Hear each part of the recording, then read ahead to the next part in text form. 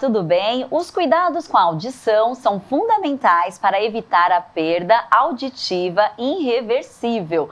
Antes da gente conversar com um especialista no estúdio sobre esses cuidados, eu te convido para assistir uma reportagem. Alexandre sempre reclamava de um incômodo na região do ouvido. A mãe Gabriela contou que após a análise clínica foi diagnosticada uma inflamação, com a necessidade, inclusive, de uma cirurgia. Nos exames, o doutor comentou que a gente ia ter que fazer uma cirurgia futura, né? Isso a gente já previa. E aí, nesse meio tempo, o Alexandre fez exames e constou mesmo. E também constou uma pequena perca auditiva. A mãe do Alexandre falou sobre algumas medidas que foram fundamentais para o sucesso do tratamento.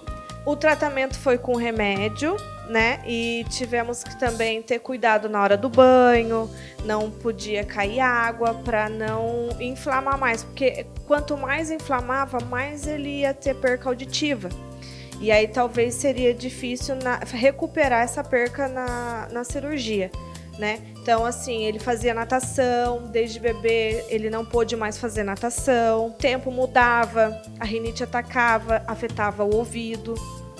Tudo isso foi modificando a vida dele, né? A gente teve que ir se restringindo de várias coisas para poder evitar essa perca futura de audição dele. A inflamação no ouvido, quando identificada e tratada corretamente, não representa risco, sendo somente desconfortável, já que causa dor, coceira, diminuição da audição e, em alguns casos, como a do Alexandre, a liberação de uma secreção pelo ouvido. Cirurgia realizada, toda a família ficou feliz. A cirurgia, graças a Deus, foi um sucesso, né?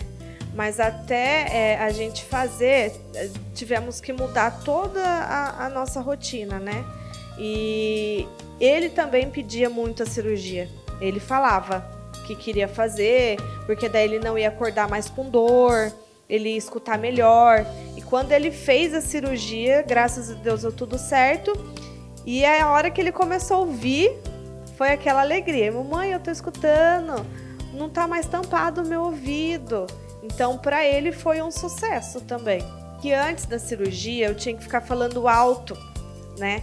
Para ele ouvir. E às vezes, mesmo eu falando alto, ele falava: mamãe, não tô ouvindo, eu não entendi.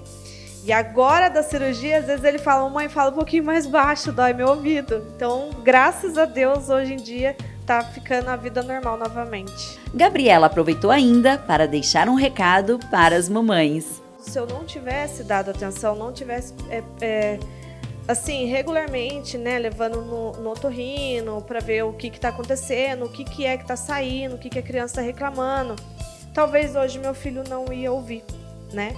E isso não ia ser irreversível. Mas, assim, a questão também dele, um pouco que aconteceu, foi por mamar deitado. Coisas que não é todas as mães que sabem, eu vim saber após as consultas. Né, mamar deitado perfura o tímpano. Então, uma coisa tão natural que a gente faz é deitar o bebê, dar mamar e tá tudo normal.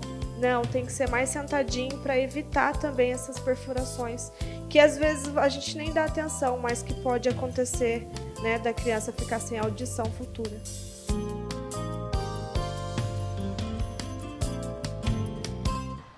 Com o diagnóstico certo, o pequeno Alexandre fez o tratamento e hoje está bem. E você, tem cuidado do seu sistema auditivo? Para entender quais são as principais doenças que afetam nosso sistema auditivo e principalmente como prevenir essas doenças, o De Bem com Você de hoje recebe o médico otorrinolaringologista, especialista, membro da Associação Brasileira de Otorrinolaringologia e Cirurgia Cérvico-Facial, Jefferson Takehara. Tudo bem, doutor Jefferson? Tudo bem. Muito obrigada, aceitou o nosso convite. É um prazer estar aqui. Nós que agradecemos, doutor. Para a gente começar, quais são as funções do sistema auditivo? Bom, a primeira função é, na verdade, perceber o mundo, é um dos órgãos do sentido, é para perceber o mundo ao redor. Então, é uma forma, desde os animais, a perceberem se temos alguma ameaça, procurar alguma coisa. Então, é uma referência para o nosso corpo, sabemos onde nós estamos. Então, é um dos órgãos do sentido, inclusive, né? E ele também serve também para outra questão nos seres humanos, que é a comunicação. Graças à audição, a gente consegue entrar em contato com as pessoas, entender. Isso ajuda também no desenvolvimento neurológico, também a comunicação ajudou o ser humano a se desenvolver também, e inclusive em sociedade, né? Então, essa é a grande função. Tanto é que, como nós temos problemas na questão da audição, nós temos algumas dificuldades também, não somente em relação à audição, mas também em questão de relacionamento com as pessoas, na comunicação. Então, é um órgão, assim como visão, assim como outros órgãos do sentido, é um órgão importante para a pessoa ter uma boa qualidade de vida também. Perfeito. Bom, e o personagem da nossa reportagem, ele teve uma inflamação que foi protelando. Hoje, felizmente, ele está bem, né? Que bom que ele curou, tá certo, tudo direitinho. E se tem uma coisa, doutor, que incomoda, pelo amor de Deus, é dor de ouvido. Gente, como é horrível! E quais são os fatores que podem influenciar para alguma inflamação aí no nosso sistema auditivo? Bom, primeira coisa, assim, temos duas formas de termos inflamações no ouvido. Primeiro, do lado externo, tá? Então, assim, até o tímpano, ela funciona praticamente como se fosse a pele.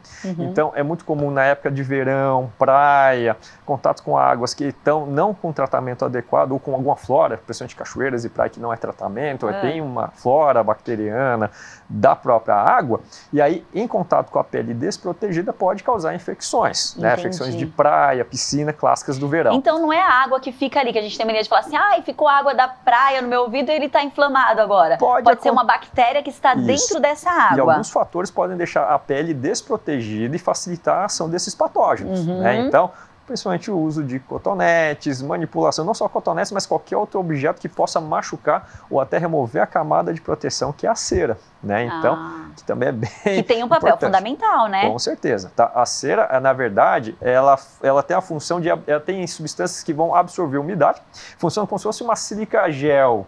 E aí, depois de absorvido, elas formam grandes bolos e vão saindo sozinhas. Então, aquelas bolinhas que às vezes o pessoal sai, acha que é um desleixo, uma falta de higiene, é o processo natural da limpeza do ouvido. Ele ajuda a manter ele seco, só que se eu removo demais, quando tem uma situação de extrema umidade, se eu for para uma praia, uma piscina, ele não vai proteger, vai ficar úmido, pode vir com bactérias e criar um ambiente ideal para a colonização desses micro-organismos.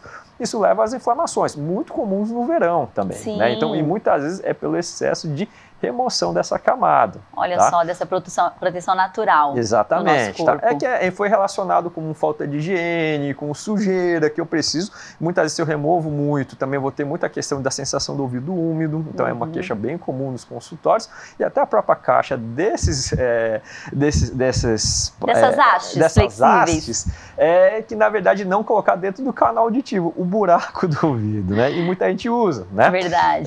O que, na verdade, é indicado para limpeza externa. É claro, às vezes a mãe está limpando, viu lá que ele tá aquele sujeirinha lá saindo. Eu posso usá-lo para tirar, às vezes, se eu estou vendo. Mas se eu não estou vendo, dá aquela enxugada. E ainda mais que como o volume dele é praticamente, muitas pessoas, a área mais estreita é daquele calibre, ele não vai ter espaço para puxar. Ele acaba empurrando. Aí acaba, às vezes ele fica tão endurecido que precisa de alguma ajuda médica para fazer a famosa lavagem ou as remoções, às vezes, com um especialista. É verdade, doutor. Bom, daqui a pouquinho a gente volta com outras dicas para você cuidar bem aí do seu sistema auditivo, hein? E escutar tudo direitinho. A gente volta já já.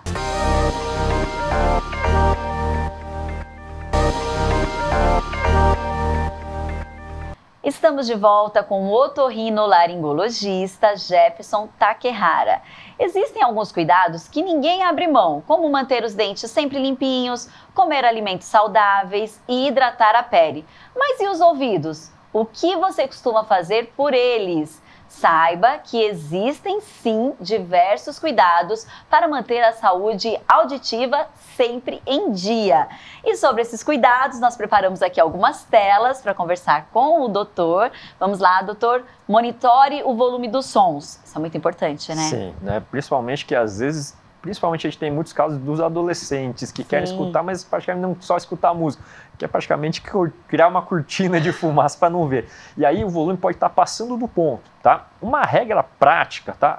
Não é bem, às vezes, a porcentagem do volume, que cada aparelho e cada fone de ouvido tem uma potência diferente. Aquele interno realmente chega mais perto do ouvido, mas os externos, eles têm uma potência muito maior. E aí também consegue transmitir o som com muita intensidade.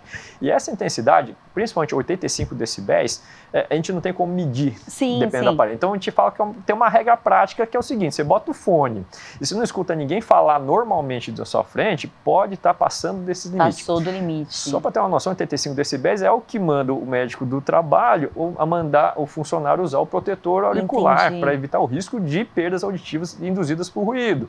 Então, se você está fazendo isso, esse estímulo por causa disso, você pode ter as consequências como se fosse igual um trabalhador de chão de fábrica que tínhamos antigamente, muitas perdas por causa disso. Né? Então, você está fazendo justamente o contrário desse som. Então, precisa ver se não está extremamente alto, se os outros não estão escutando o seu som, que pode estar passando do ponto. Os pais fiquem atentos aí. Chamou o filho 2 vezes, ele não escutou com fone no ouvido, é porque está muito alto, já corrige.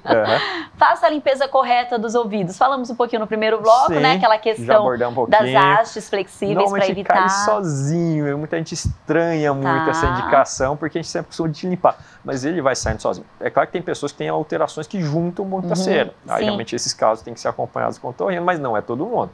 Evitar ficar muito tempo ao telefone, doutor, porque é a mesma coisa do fone, ele fica muito próximo ao ouvido. Na verdade, nem tanto só o telefone, aqueles fones que conectam direto e tem gente que passa o dia inteiro. Ele também, por tampar o ouvido, favorece o acúmulo de cera mais do que devia. É verdade. E além disso, você começa a ter estímulos por muito tempo. Então, na verdade, não só o volume, mas o tempo que você usa desse volume também vai prejudicar. É um volume menor, mas eu fico por muitas horas. Muitas horas. Porque, na verdade, acúmulo, pela OMS, na verdade, a gente fala 8 horas de exposição de 85 decibéis, mas se o volume for um pouco maior, é menos horas de contato que pode levar ao desgaste auditivo pelo som intenso. Então, esse tempo, dependendo do volume, também tem que pesar também. Se eu fico com um som mais alto ainda, precisa ser menos tempo ainda, mas contando até no dia inteiro.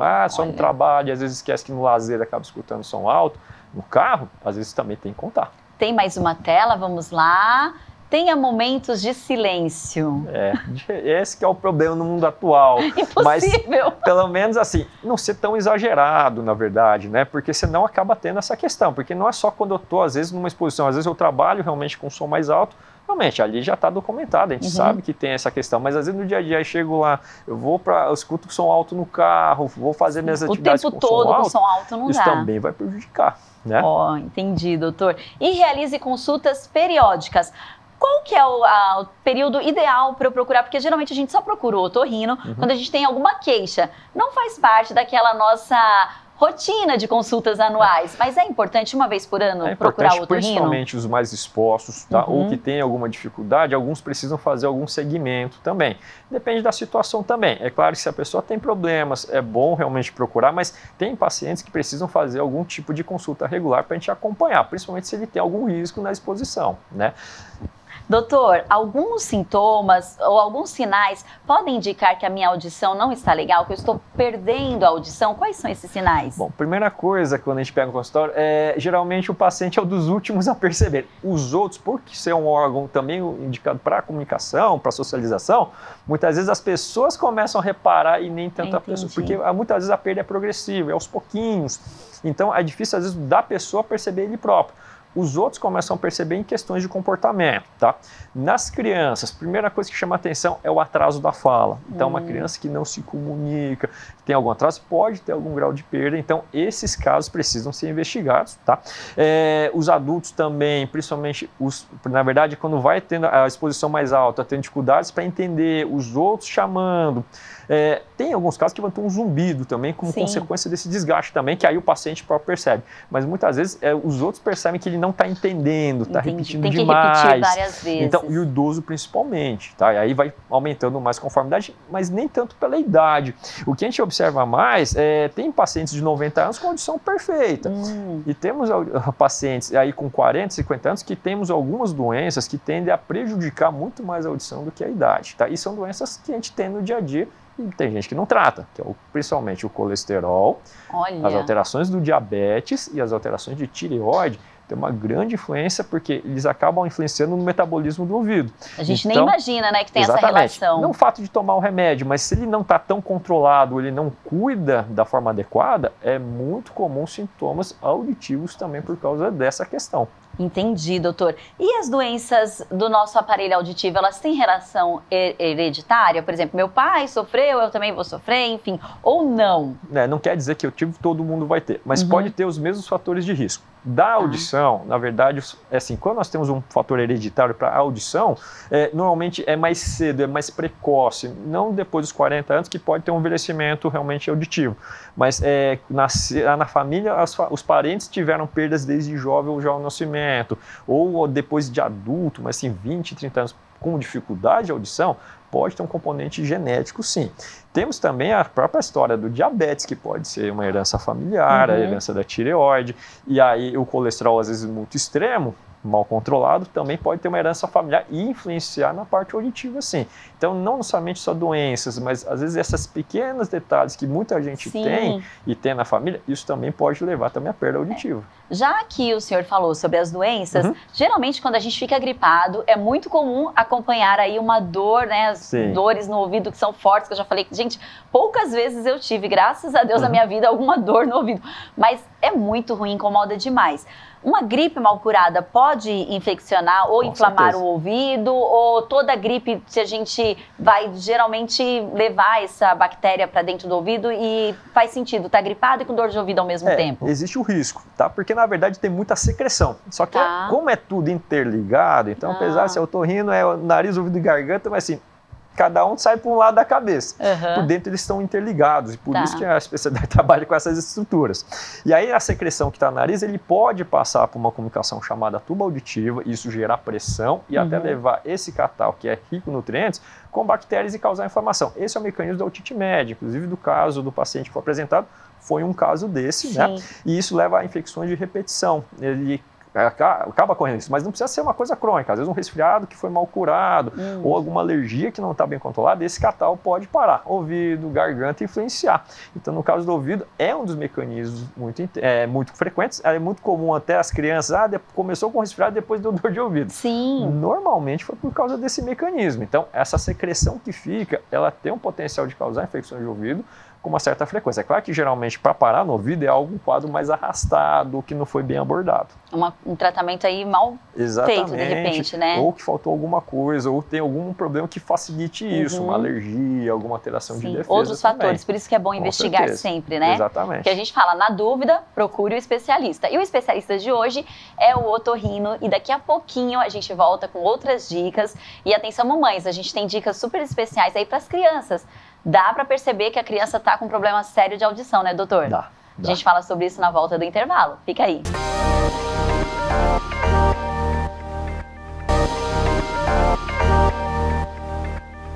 A audição nos permite perceber os sons do mundo, além de facilitar nossa comunicação.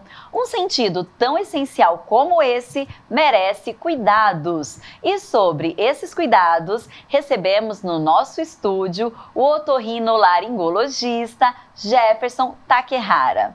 Doutor, alguns medicamentos podem mesmo levar à perda da audição ou até mesmo à surdez? Sim, tá? Geralmente os clássicos são os antibióticos, tá? Na verdade, uma categoria chamada aminoglicosídeos. Mas em um período longo? Na verdade, a gente usa mais para questões hospitalares, tá? Então, não é tão... A gente não acha isso vendendo na farmácia. Normalmente são medicamentos, a maioria das vezes, injetados. Tinham antigamente, mas como tinham muitos efeitos colaterais, então eles não são achados mais nas farmácias normais. São achados em questões hospitalares, principalmente com a resistência bacteriana e principalmente recém-nascidos, tá? Então, por isso que a gente fica meio de olho quando usa, tem alguma infecção neonatal, que muitas vezes é a opção mais segura para a criança em relação à hepatotoxicidade, em relação à eficácia contra bactérias, mas existe um risco de perda auditiva por causa desse tipo de remédio. Na verdade, muitas vezes nem tanto só o remédio, mas às vezes a falta de tratamento, como a gente já linkou da outra vez, do diabetes, do tireoide, na verdade, às vezes a falta de tratamento de uma outra enfermidade. Exatamente, porque a maioria das vezes os que vão causar, e outra categoria seriam os quimioterápicos, tá? E aí realmente quando o paciente está começando as sessões e tendo problemas, Existe um risco, não é muito grande, depende das condições de saúde do paciente, só que às vezes o paciente que vem numa situação dessa, às vezes principalmente o rim não funciona tão bem para filtrar esses resíduos que sobram da quimioterapia, então ali existe o risco, mas não é assim um remédio qualquer. É claro que também falamos da infecção, e às vezes uma infecção mal resolvida, então um mau uso às vezes da medicação e não tratar da forma correta pode levar realmente a lesão no nervo auditivo. Então aí a gente fica de olho e depende da história de cada paciente, na verdade. E bom saber, né, que não são todos os medicamentos que estão disponíveis, geralmente os medicamentos mais complexos, né? E conforme a idade avança, geralmente a nossa audição não funciona tão bem. Por que acontece isso? Qual que é o fator idade com a perda auditiva? Não necessariamente, é que muitas vezes... Você até falou, né, no primeiro bloco. Tem gente assim, de 80, 90 anos que escuta bem.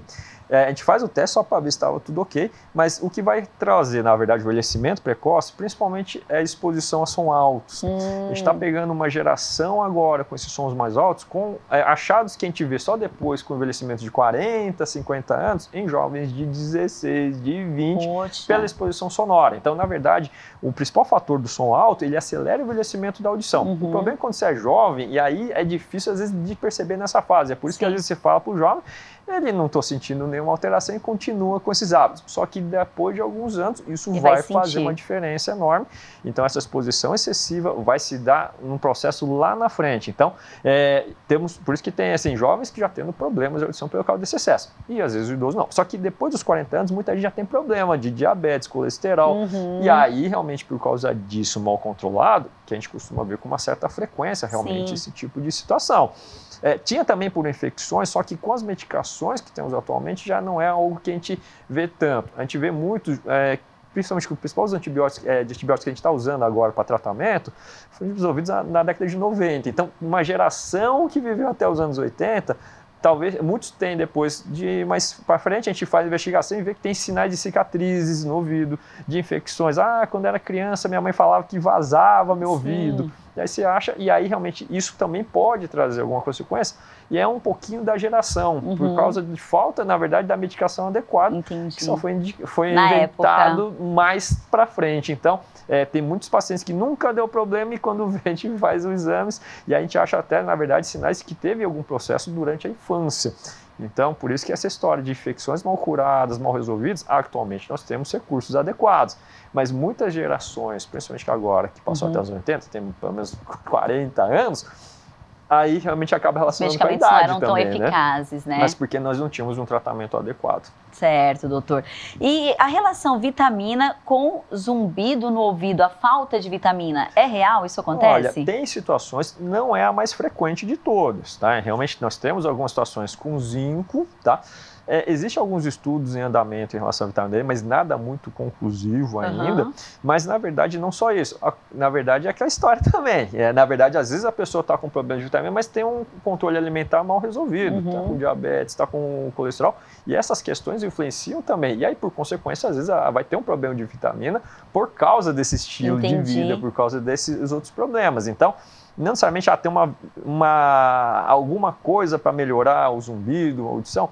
O zumbido normalmente é uma consequência da perda auditiva, na maioria das vezes. Tem outros fatores que podem levar, é claro que a gente tem que investigar caso a caso.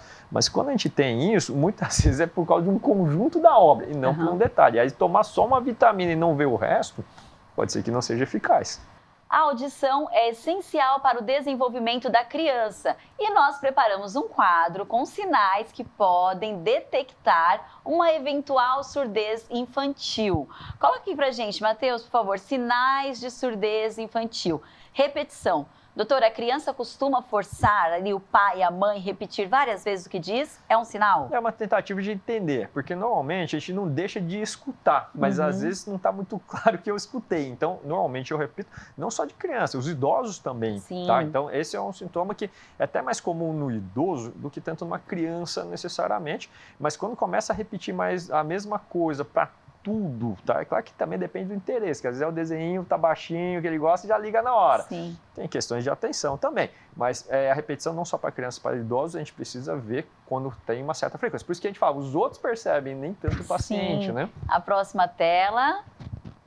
Expressão oral. A criança tem problemas para se expressar oralmente. Exatamente, o atraso de fala, tá? Sim. Tivemos também uma situação de pandemia e, na verdade, o contato social ajuda a desenvolver, porque eu preciso conversar com o próximo. Na pandemia, nós tivemos uma geração que às vezes a criança ficou isolada de outras crianças e estamos pegando agora um pouco a rebarba dessa fase. E aí, realmente, assim, é claro que a gente precisa ver qual situação, examinar e ver realmente se a situação foi disso, se não está tendo uma perda auditiva. De qualquer forma, não dá para só olhar, às vezes. Sim. Se começou, a criança está atrasada, a gente fala assim, 2 anos, a criança já tem que estar pelo menos uma sílaba, falando cada coisa uma sílaba. E, na verdade, 2 anos, na verdade... Meninas geralmente falam antes. Meninos a gente vê na prática, às vezes tem alguns atrasos, homens às vezes demora um pouquinho mais para desenvolvimento, a gente vê na prática isso, né? Então, assim, principalmente, não, tem 2 primos, um é menina, outro menino. A menina tá lá na frente, o menino atrasado, às vezes acontece da menina adquirir a fala, a linguagem muito mais, com mais frequência que os meninos. Não é regra, mas a gente acaba pegando muitos pacientes que é o menino que eles acham que está atrasado e, na verdade, é só porque a menina teve mais habilidade no desenvolvimento da fala. Mas se ela não expressa, a gente tem que ligar o sinalzinho amarelo e ver se está tudo bem. Alerta. Mesmo. Vamos lá para a próxima. Volume. A criança pede para colocar o som muito alto para assistir televisão ou vai para perto da TV? Exatamente. Como assim, geralmente as crianças estão assistindo celulares também, tá? Então a gente fica meio de olho, porque é um comportamento que toda criança acaba tendo. Então, comportamento. Então, os outros percebem. Então, começou a ver que está meio alto, não está entendendo, não está, na verdade, falando tanto, a gente precisa sim tirar essa dúvida. Não responde a primeira chamada, não responde quando é chamada ou de repente leva um susto, com ruídos por perto, muito altos.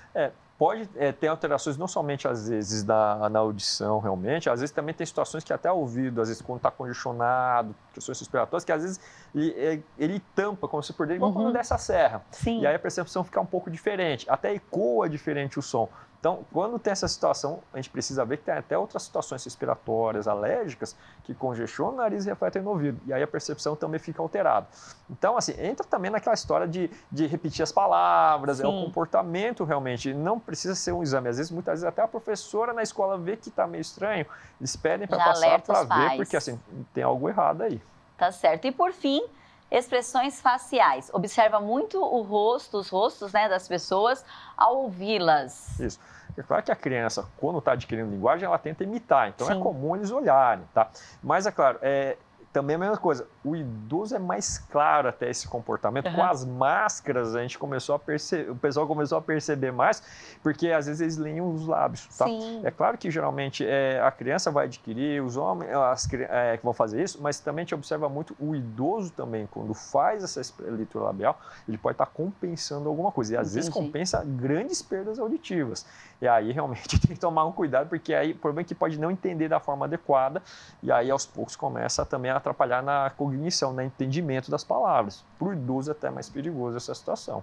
Doutor, muito obrigada. Obrigado, Dicas você. riquíssimas, eu tenho certeza que ajudou bastante o pessoal aí em casa. E Hoje Bem Com Você de hoje fica por aqui. Acompanhe a gente nas nossas redes sociais. Até a próxima!